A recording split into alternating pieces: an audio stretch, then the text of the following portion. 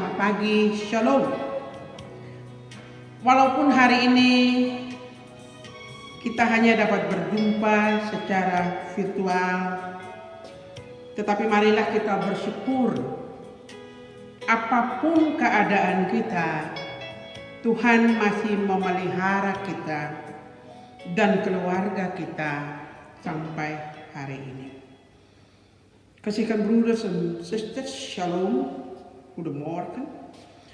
Hoewel we elkaar tegenwoordig alleen virtueel kunnen ontmoeten. Maar laten we dankbaar zijn, wat onze omstandigheden ook zijn. God zorgt dat op de dag van vandaag voor ons en ons gezin. Hari ini kita akan membaca firman Tuhan dan merenungkannya. Tapi sebelumnya, marilah kita berdoa. We zullen vandaag lezen of denken over het woord van God. Maar laten we samen bidden. Ya Allah Bapa yang Maha Pengasih, kami bersyukur atas penyertaan-Mu sampai hari ini. Atas perjumpaan yang terjadi di hari ini walaupun hanya secara virtual. Tetapi kami percaya semua ada di dalam rencana-Mu. Curahkanlah Roh Kudus kepada kami, agar kami mau mendengarkan firman-Mu. Agar Roh Kuduslah yang memimpin kami dapat mengerti kehendak-Mu. Dalam nama Yesus Tuhan kami berdoa kepada-Mu. Amin. Firman Tuhan pada hari ini terambil dari dalam Alkitab Perjanjian Baru, Kitab Roma pasal 5, ayat 1 sampai ayatnya yang ke-11. De schriftlezen vandaag kunnen we naar het boek van Nieuwe Testament, Romeinen 5, vers 1 tot en met 11. Hasil pembenaran. Sebab kita yang dibenarkan karena iman, kita hidup dalam damai sejahtera dengan Allah, oleh karena Tuhan kita Yesus Kristus. Oleh Dia kita juga beroleh jalan masuk oleh iman kepada kasih karunia ini. Di dalam kasih karunia ini kita berdiri dan kita bermegah dalam pengharapan akan menerima kemuliaan Allah. Dan bukan hanya itu saja, kita malah bermegah juga dalam kesengsaraan kita. Karena kita tahu bahwa kesengsaraan itu menimbulkan ketekunan, dan ketekunan menimbulkan tahan uji, dan tahan uji menimbulkan pengharapan. Dan pengharapan tidak mengecewakan, karena kasih Allah telah dicurahkan di dalam hati kita oleh Roh Kudus yang telah dikaruniakan kepada kita. Karena waktu kita masih lemah, Kristus telah mati untuk kita orang-orang durhaka.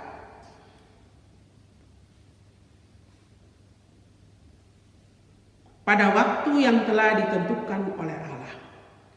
Sebab tidak mungkin seorang mau mati untuk orang yang benar, tetapi mungkin untuk orang yang baik ada orang yang berani mati. Akan tetapi Allah menunjukkan kasih-Nya kepada kita, oleh karena Kristus telah mati untuk kita ketika kita masih berdosa. Lebih-lebih karena kita sekarang telah dibenarkan oleh darah-Nya, kita pasti akan diselamatkan dari murka Allah.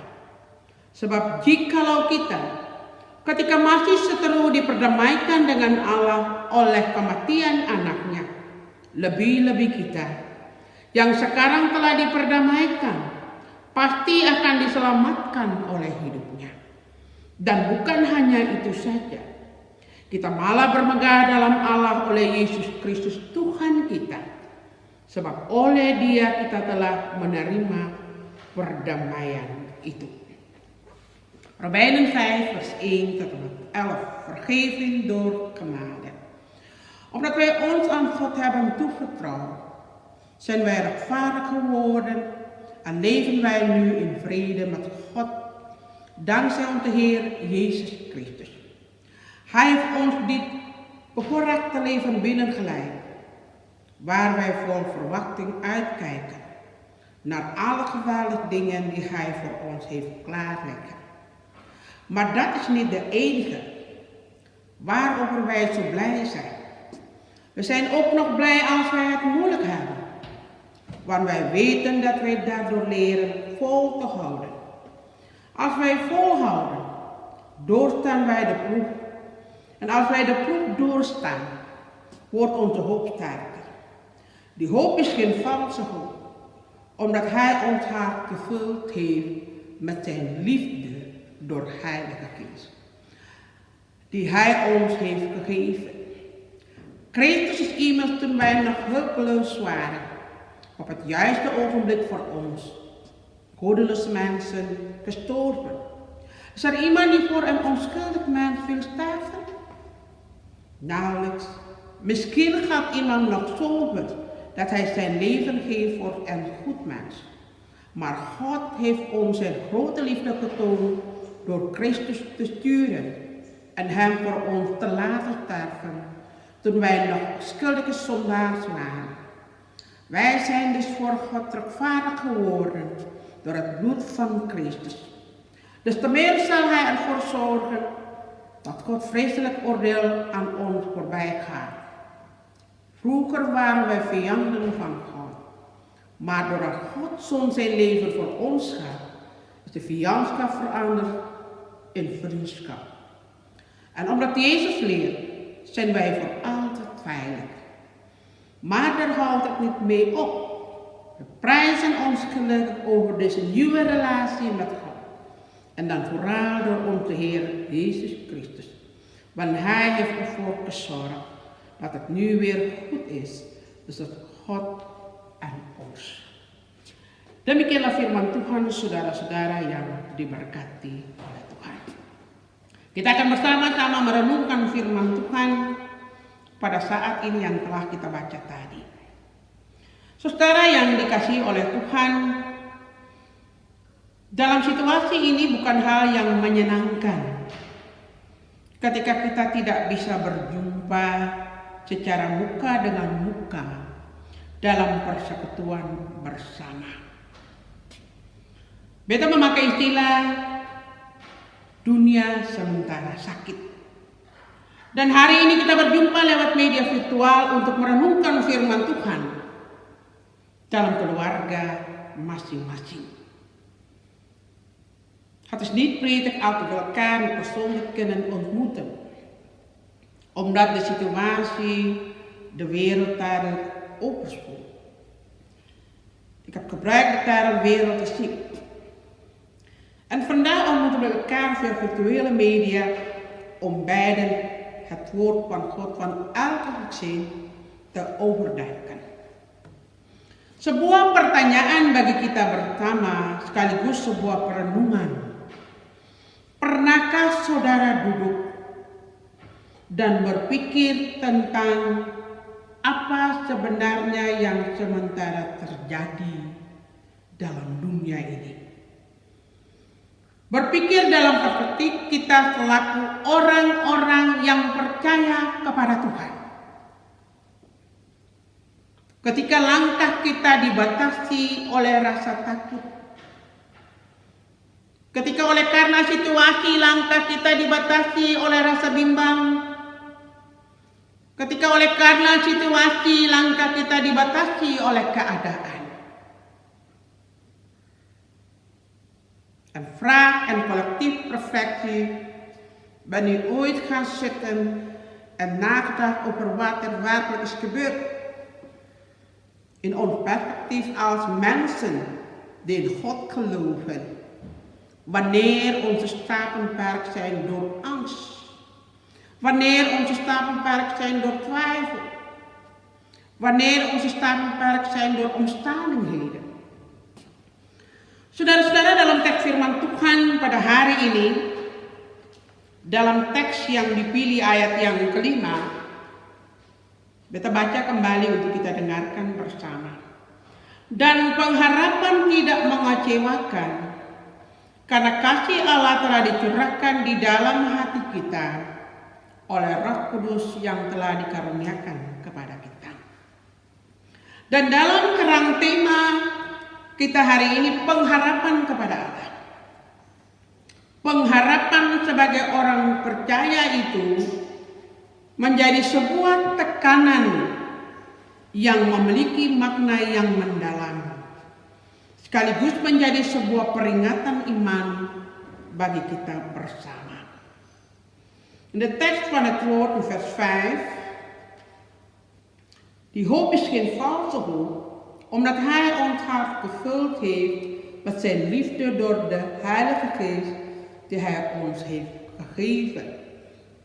En ons thema hoop op God. De hoop van geloven is een druk die een zeer diepe betekenis heeft. Wat een version van geloof is voor ons samen. Nah, saudara kekasih Tuhan, harapan tentang hidup, tentang bagaimana melayani hidup, menjalani hidup sebagai orang percaya dalam dunia yang Tuhan ciptakan. Sebagai manusia yang percaya yang adalah mandataris Allah, bukan manusia yang sia-sia, tetapi manusia yang telah dibaharui di dalam Allah. Manusia yang baru, bukan manusia yang lama lagi. Baru di sini bukan seperti membeli mainan di toko mainan, tetapi manusia baru dibaharui lewat proses pembaharuan yang hidup dalam Yesus Kristus.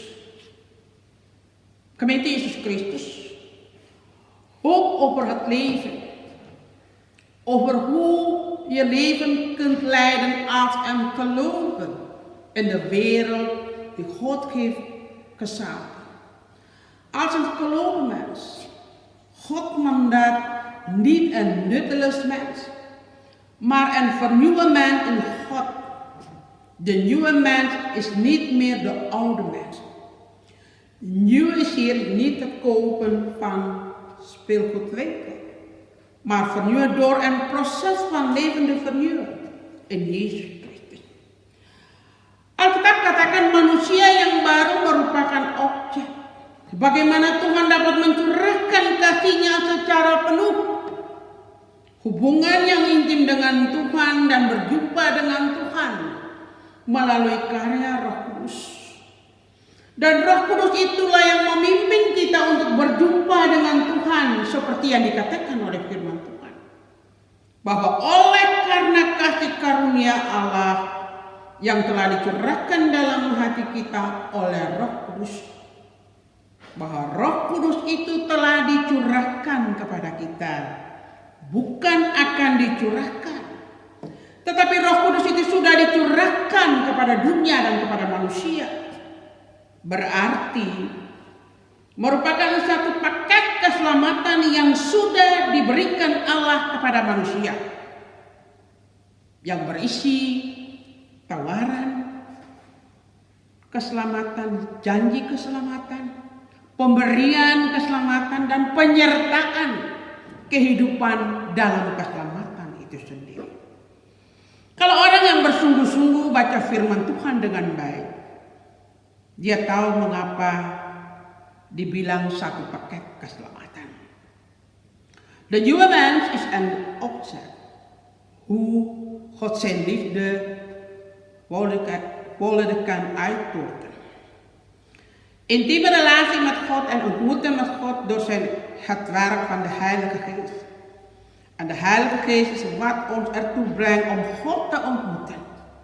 Zoals gezegd in Gods woord, dat vanwege Gods liefde die door de Heilige Geest ons hart is uitgestort. Dat de Heilige Geest is uitgestort niet zal worden uitgestort, maar is uitgestort. Betekent dat een volle pakket is ontvangen door geloven in de vorm van aanbidden, beloven, geven, zijn inclusie altijd. Als iemand het woord echt goed leest, weet hij waarom ik een pakket zeg. Saudara, Allah yang menawarkan keselamatan lewat seruan Nabi Yesaya berjanji lewat nubuat Yohanes Pembaptis, menepati janji lewat kelahiran Yesus, memberi pengharapan, mengajarkan hidup sebagai anak-anak Allah lewat Injil yang diajarkan oleh Yesus. Proses iman yang dibentuk lewat kesengsaraan dan kematian Yesus. Kebangkitan Yesus yang membuktikan kemenangan iman orang percaya. Bahkan ketika Yesus terangkat ke sorga, ia masih memberikan harapan kepada semua orang yang percaya bahwa ia akan menyertai. Janji yang terbukti Roh Kudus itu telah dicurahkan dalam hidup kita saat ini. Itu yang dinamakan satu paket keselamatan yang sudah Tuhan berikan kepada kita. God die reding weet door middel van de roeping van profeet Jesaja. Beloofd door de profeet van Johannes de Doper. En beloofd door de geboorte van Jezus. Geeft hoop om het leven als kinderen van God te onderwijzen. Dat evangelie dat Jezus leerde. Het geloofproces dat gevormd wordt door Jezus ellende en dood. De opstanding van Jezus die overwijding van het geloof bewijst. Zelfs wanneer Jezus naar de hemel opsteeg, geeft hij nog steeds hoop aan alle geloven waarmee hij zal zijn. De belofte van de Heilige Geest is bewezen.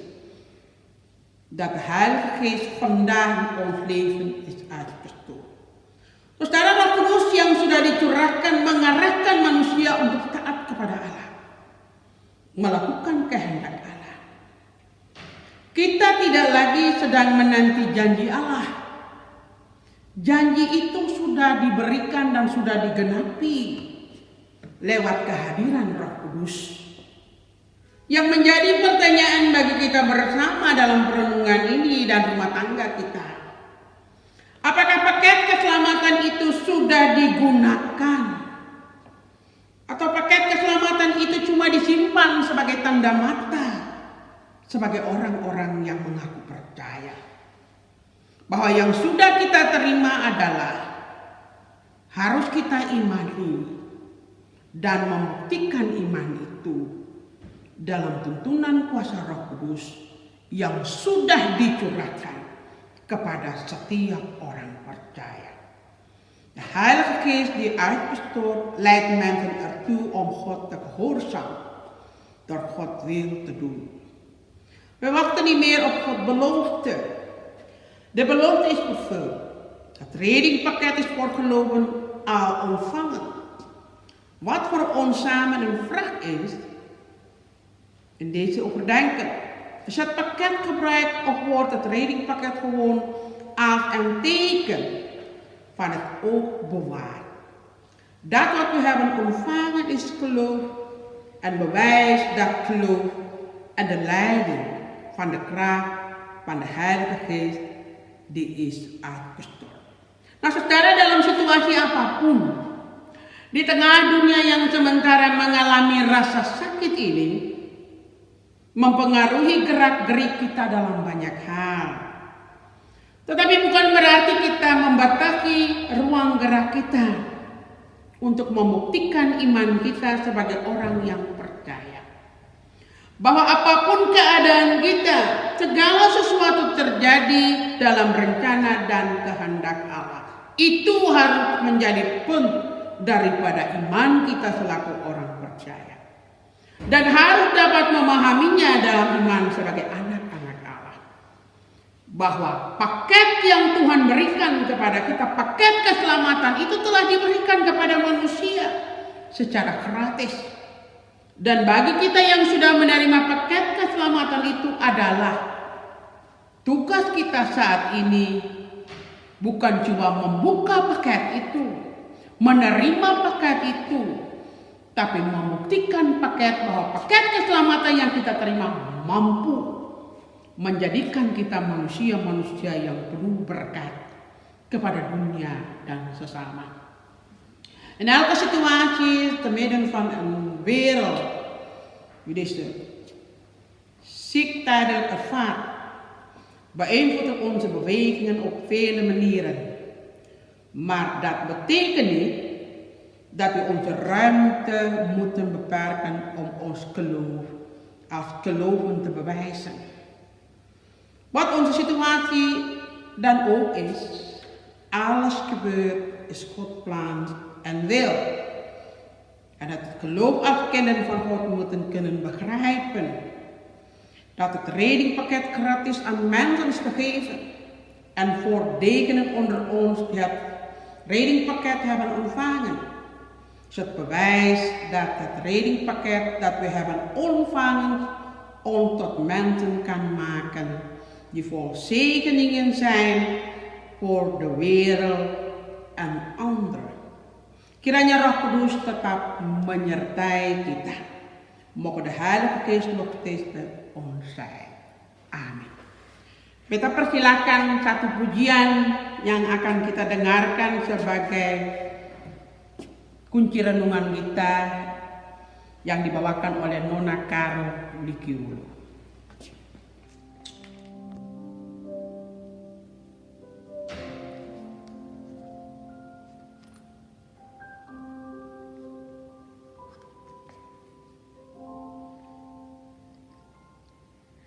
Hoe wonderlijk mooi is uw eeuwige naam, verborgen aanwezig deelt u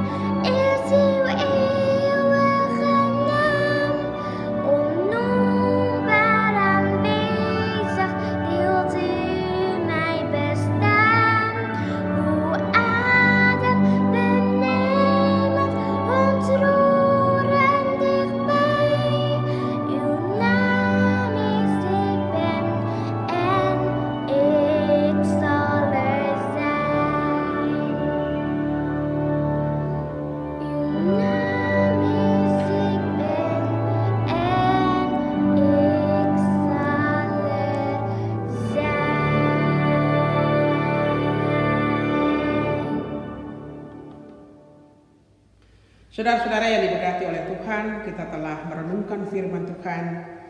Marilah kita mengucap syukur di dalam doa. Kita berdoa.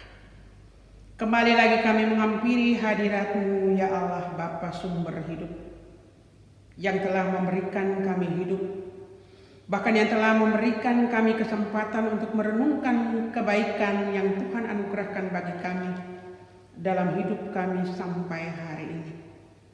Biarlah Roh Kudus yang telah dicurahkan bagi kami mampu menggetarkan hati kami untuk dapat memahami kehendak Allah dalam situasi apapun yang kami jalani dan alami di saat ini.